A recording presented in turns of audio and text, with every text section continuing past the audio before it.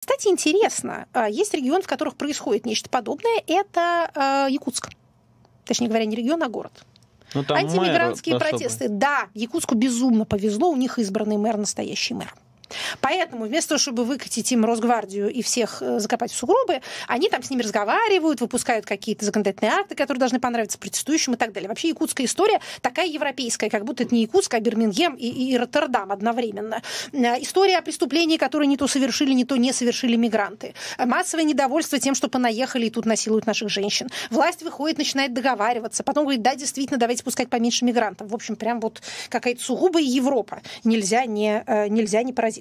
В общем, завершая ответ на этот вопрос, самое интересное — это реакция реакция федеральной власти довольно однообразна. Она состоит в том, чтобы мы хотим, чтобы нам не создавали проблем. Вы, главное, нас не тревожьте. А какими методами вы нас будете не тревожить, это нас уже не касается. А если от вас будут плохие новости, то мы вас снимем.